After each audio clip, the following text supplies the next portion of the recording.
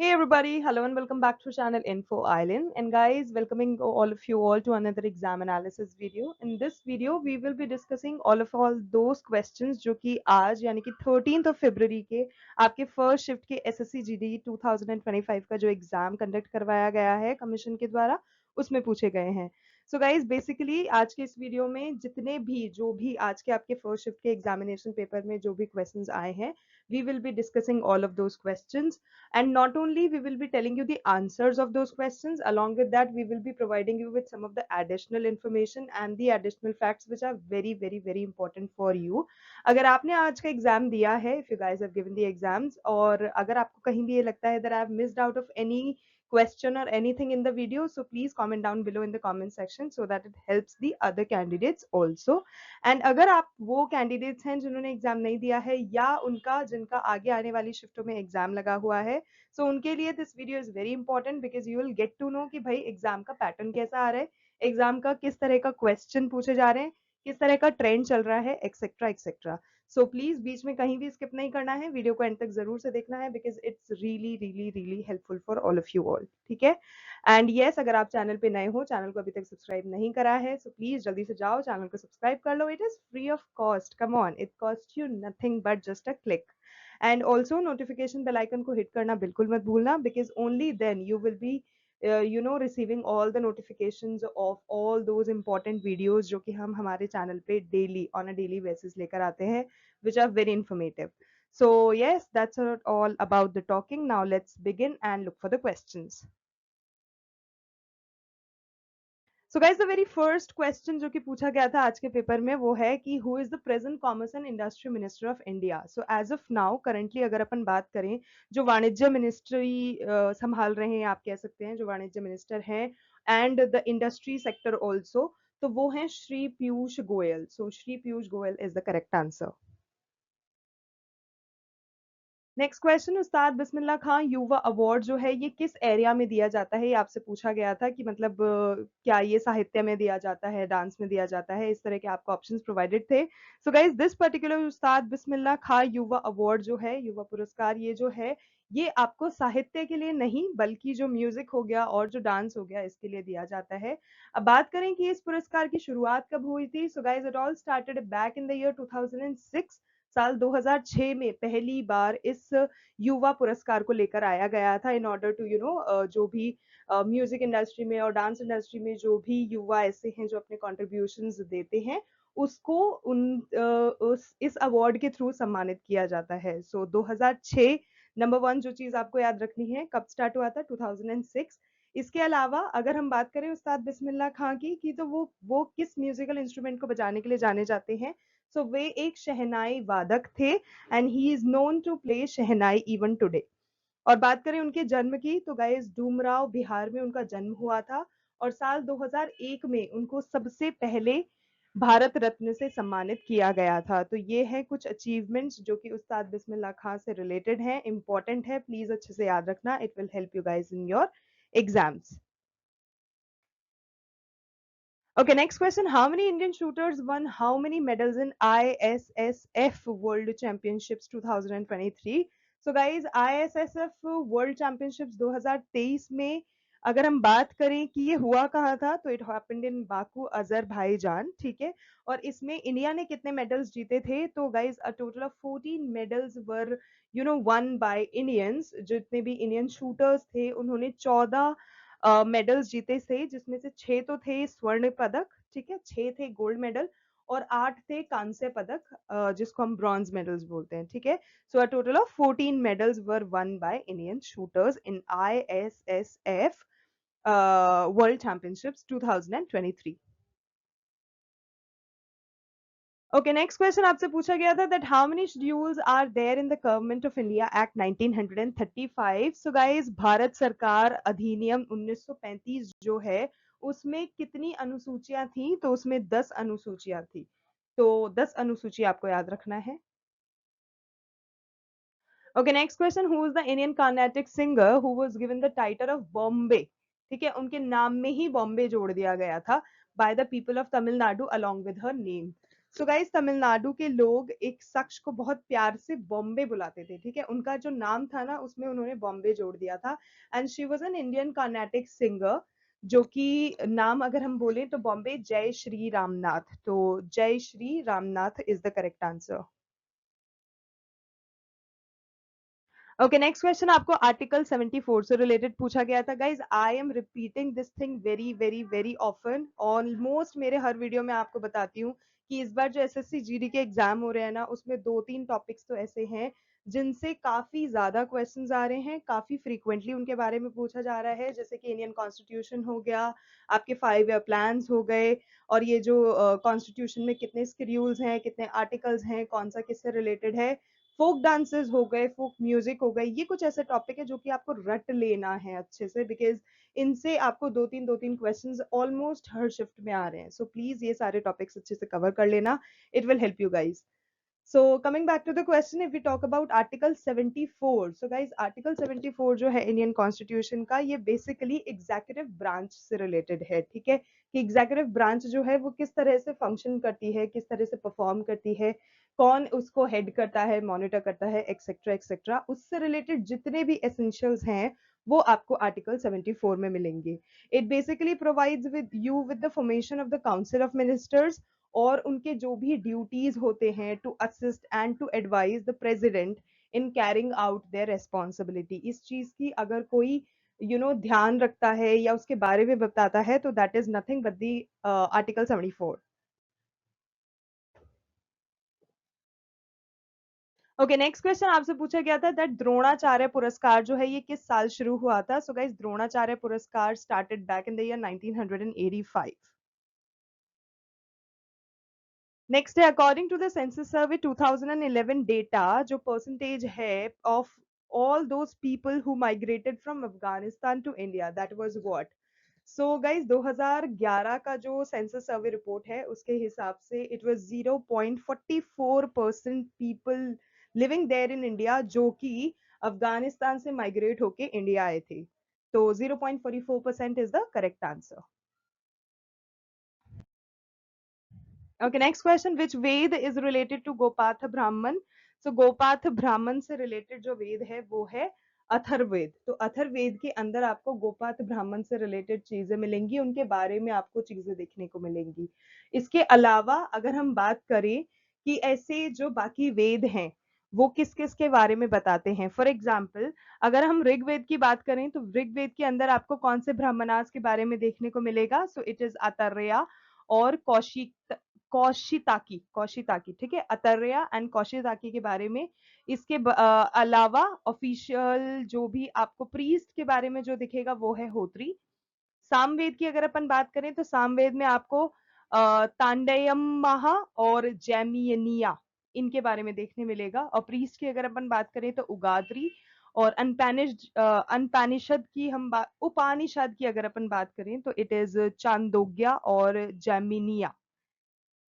इसी तरह से अगर हम यजुर्वेद की बात करें तो यजुर्वेद में इट्स गाइस तैतीरिया और सातापथा, और प्रीस्ट की अगर अपन बात करें तो अध्वर्यु, और उपानिषद की हम बात करें तो again it is same Taittiriya, Katha, श्वेतवत्रा और ब्रह्माद्यानिका ईसा। ठीक है, last but not the least, if we talk about Atharvaveda, जिसकी अभी हमने बात करी है और आपको जिसका क्वेश्चन पूछा गया था, गोपाथ के बारे में आपको मिलेगा। तो गोपाथ ब्राह्मण आपको पता होना चाहिए, और प्रीस्ट तो ब्राह्मण ही हो गए, और उपानिषद की अगर अपन बात करें तो it is Mundaka, Prashna, Mandukya. So these are the related Brahmanas to these particular Veda. Okay, next है कुक्कुट पालन जो होता है ये किस इंडस्ट्री से रिलेटेड है basically? So this is related to poultry and poultry farming. अगर हम कुक्कुट पालन की बात करें, कुक्कुट इज बेसिकली कुक्कुर, what do we say, like cocks and hens जिनको हम बोलते हैं। तो जो पोल्ट्री उद्योग है ये उसका एक हिस्सा है, और ये एक तरह का पशुपालन आप कह सकते हो, तो जिसमें पोल्ट्री भी की जाती है, उनको पाला भी जाता है। और इस उद्योग में जो मुर्गियां होती हैं, बतख होती हैं, कबूतर हो गए या टर्की हो गए, इस तरह के, एंड गीज ऑल्सो, ठीक है, ये कुछ इस तरह के बर्ड्स होते हैं जिनका पालन किया जाता है, जिनका पशुपालन इस पालन में किया जाता है। तो कुक्कुट पालन is basically related to nothing but poetry. Okay, next question. Dhanu Yatra of Barghaha district of Orissa is dedicated to which incarnation of Vishnu?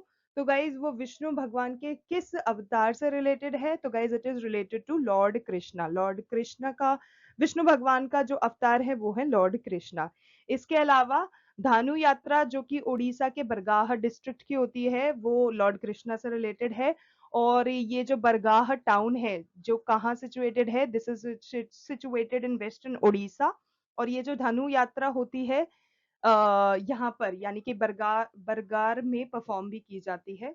And it is also considered as the biggest open air theatrical performance. ठीक है, यहाँ पे ये जो भी theatrical performance की जाती है ये सबसे बड़ा ओपन एयर परफॉर्मेंस कहलाता है in the whole Asia.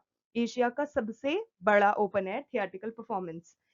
Okay, इसके अलावा अगर हम बात करें कि कब किया जाता है, so it is basically held either in the month of December और in the month of January. So basically from December to January it can happen any time.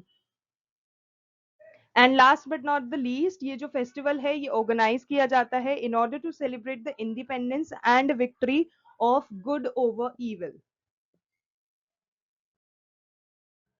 Okay guys, just like this, यहाँ पे we have provided you with the list of some different Indian festivals। और यहाँ पे आपको बताया गया है कि कौन सा इंडियन फेस्टिवल किस स्टेट का है। क्योंकि इस बार जैसे इतने ज्यादा फोक डांस, फोक म्यूजिक और ये फोक फेस्टिवल्स के बारे में पूछा जा रहा है, तो I we just thought of telling you guys with more information on that.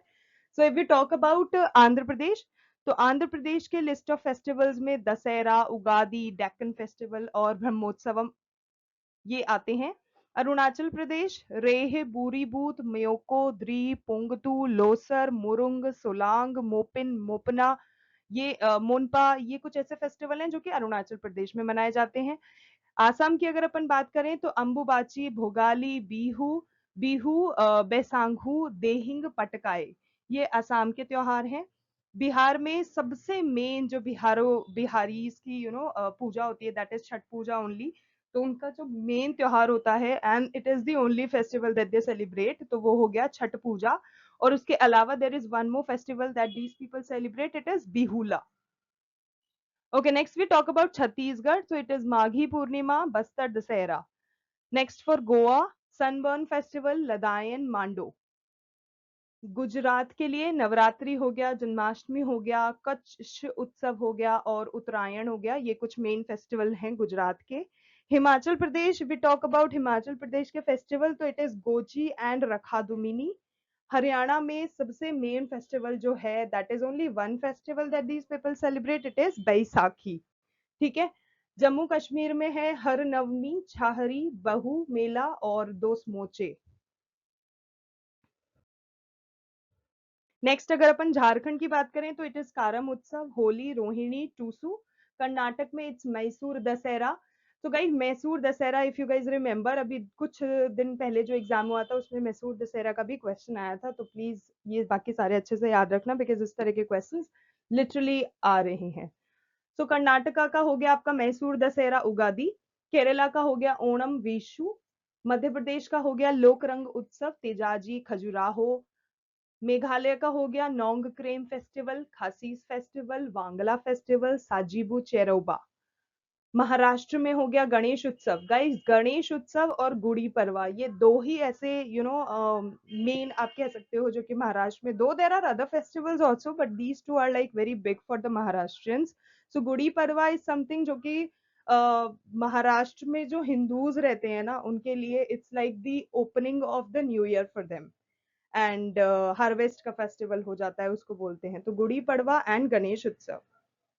Manipur में हो गया याओशांग, पोरांग, चेवांग कुट। मिजोरम में हो गया छापछार कुट फेस्टिवल। नागालैंड में हो गया हॉर्नबिल। गाइस हॉर्नबिल फेस्टिवल से भी बहुत क्वेश्चन पूछे जाते हैं कि हॉर्नबिल फेस्टिवल कहाँ का है, किस स्टेट का है। तो Nagaland is the answer for that. Orissa के लिए रथ यात्रा जो कि बहुत पॉपुलर भी है, और Raja Parba, Nuakhai. Punjab which is known for Lohri and Baisakhi of course. Rajasthan Gangor Puja. Guys, Gangor is one such festival which is very, very auspicious for the people who are living there in Rajasthan. उनके लिए बहुत बड़ा त्योहार होता है और काफी लोग काफी जोरों शोरों और हर्ष उल्लास से इस त्योहार को मनाते हैं. So गणगौर देर इन राजस्थान. इसके अलावा तीज हो गया, बुंदी हो गया, एंड सिक्किम में लोसर हो गया, सागदावा हो गया. अपार्ट फ्रॉम दिस तमिलनाडु के लिए पोंगल हो गया, थायापूसम, नाट्यांजलि. तेलंगाना के लिए बोनालू, बाथुकामा. त्रिपुरा के लिए खर्ची पूजा नाम का एक त्योहार होता है जिसके बारे में बहुत पूछा भी जाता है. एंड वेस्ट बंगाल, ये तो बहुत ऑब्वियस सा है. I am assuming that all of you all must be knowing it already कि दुर्गा पूजा कहाँ का फेमस है, तो it is West Bengal. Next है Uttaranchal, Ganga Dussehra. Uttar Pradesh, Ramnavami, Ganga Mahotsav, Navratri and khichdi.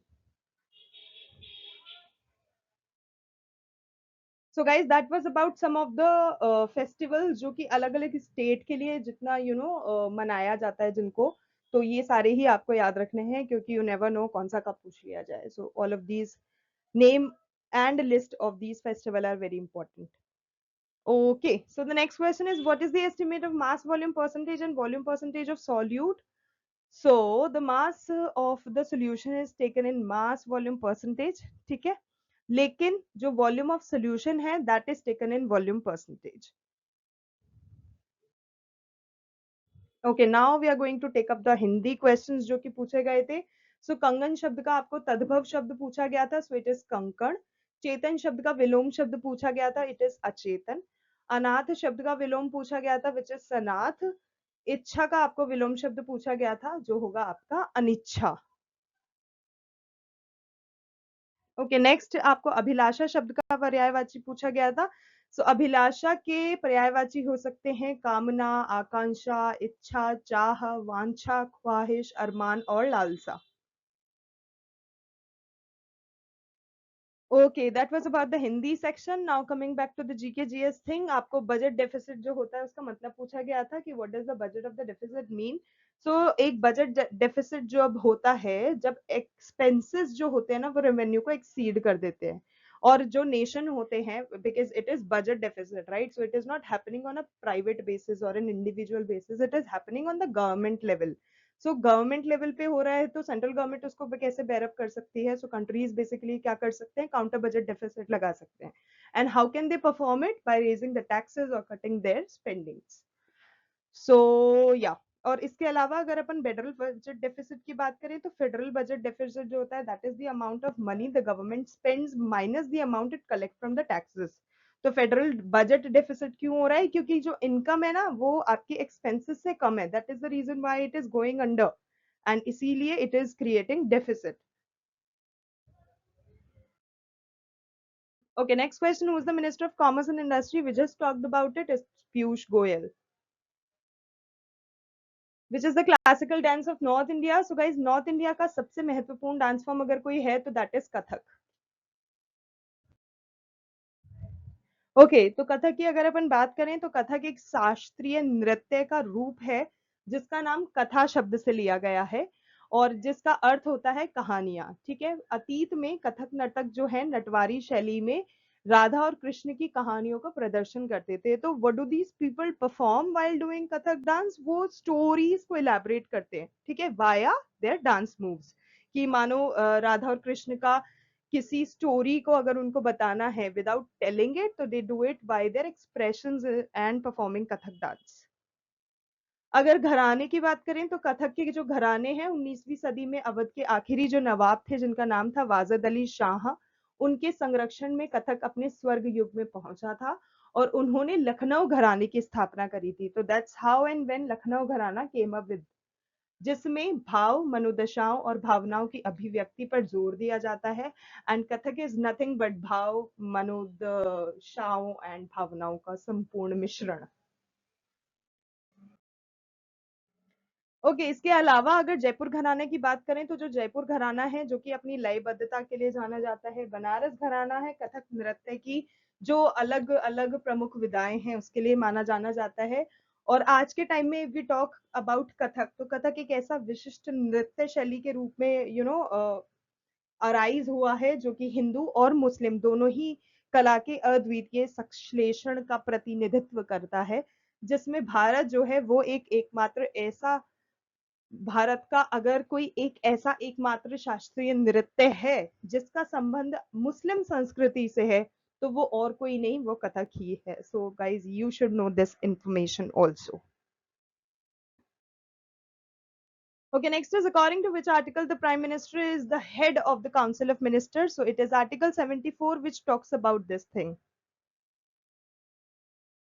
In which year was the partition of Bengal cancelled? तो guys, बंगाल का विभाजन जो था वो 1911वीं वर्ष में कैंसिल कर दिया गया था. इसके अलावा अगर हम बंगाल के विभाजन की बात करें तो इसका जो पार्टीशन हुआ था वो 1905 में पार्टीशन हो गया था. पार्टीशन लॉर्ड कर्जन के जब Lord Curzon was the viceroy of India, उनके कार्यकाल के समय में हुआ था. पार्टीशन जो है वो 20th of July 1905 को ही अनाउंस कर दिया गया था. और ये जो पार्टीशन हुआ था, इट केम इनटू इफेक्ट. ठीक है, अनाउंसमेंट की बात करें तो वो 20 जुलाई 1905 को हो गई थी, लेकिन it came into effect on 16th of October 1905. और इस पार्टीशन ऑफ बंगाल का जो आप कह सकते हैं वो part of what, so it was part of dividing and rule policy, जो उस टाइम पे ब्रिटिश इंडिया में काफी ज्यादा पॉपुलर थी, because the main motto of the Britishers at the time was divide and rule.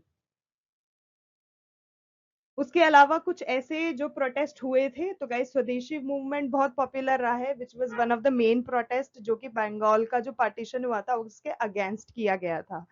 अब बात करें कि कैंसिल क्यों हो गया था, सो लॉर्ड हार्टिंज सेकंड जो थे, उन्होंने इसको इन द ईयर 1911 कैंसिल कर दिया गया था. एंड जो बंगाल था, it was partitioned for the second time. ठीक है, फिर वापस से 1947 में इसका पार्टीशन कर दिया था from the part of partition of India. Okay, next question, which state has the lowest child sex ratio? So it is Haryana. Haryana की बात करें तो हरियाणा में प्रति 1000 पुरुषों पर 834 महिलाएं हैं, and that's why it has become the least the state with the least sex ratio. इसके अलावा अरुणाचल प्रदेश की अगर अपन बात करें तो अरुणाचल प्रदेश में जो बाल लिंगानुपात का नॉट अमाउंट बट या एग्जैक्ट जो टाइम है एंड द डेट है वो 972 है. Okay, so that's about it. इसके अलावा कुछ और जानकारी यहाँ पर दी गई है, आप इसे पढ़ सकते हैं, इट इज इम्पोर्टेंट. या 0 से 6 इयर्स तक के जो वर्ग में महिलाएं होती हैं और पुरुष होते हैं, उनके अनुपात को ही बाल एग्जैक्टली मतलब सेक्स रेशो किस तरह से कैलकुलेट करें वो यहाँ पे बताया गया है, और उसमें किस एज ग्रुप के लोगों के बेसिस पे किया जाता है. सो 0 से 6 साल के जो आयु वर्ग में महिलाओं और पुरुष होते हैं, उनके अनुपात को बाल लिंगानुपात कहते हैं. और जनगणना का जो साल 2001 था, 2001 की अगर अपन जनगणना देखें तो उसके हिसाब से जो भारत का बाल लिंगानुपात था, इट वाज 927, बट 919 हो गया था इन द ईयर 2011. सो एक डेकेड के डिफरेंस में ही काफी ज्यादा डिफरेंस आ गया था. इसके अलावा गाइस 2011 की ही अगर अपन बात करें सेंसस सर्वे रिपोर्ट की, तो इट वाज मिजोरम जिसमें सबसे ज्यादा बाल लिंगानुपात था. मिजोरम में अगर अपन कैलकुलेशन देखें तो 1000 पुरुषों पर 971 महिलाएं थी. और भारत में महिला जनसंख्या की जो पहचान है उसके लिए ही लिंगानुपात एक अहम स्रोत है, because that's how the calculation of sex ratio is being done. And at last Andaman और निकोबार द्वीप समूह भी जो है, उसमें भी किसी भी भारतीय केंद्र शासित प्रदेश का सबसे ज्यादा बाल लिंगानुपात था. तो अगर आप किसी भारतीय केंद्र शासित प्रदेश की बात करें तो वहां पर नाम आता है अंडमान और निकोबार का. अंडमान और निकोबार द्वीप समूह में प्रति 1000 पुरुषों पर 967 महिलाएं थी. तो that was about the sex ratio of Andaman and Nicobar island. So yeah, that's bring us to the end of today's video, guys. Those were the very important GK GS and Hindi questions जो कि आज यानी कि 13 फरवरी के फर्स्ट शिफ्ट के आपके SSC GD के paper में पूछे गए हैं. If you guys like the video and found it informative, then don't forget to like, share and subscribe to our channel Info Island.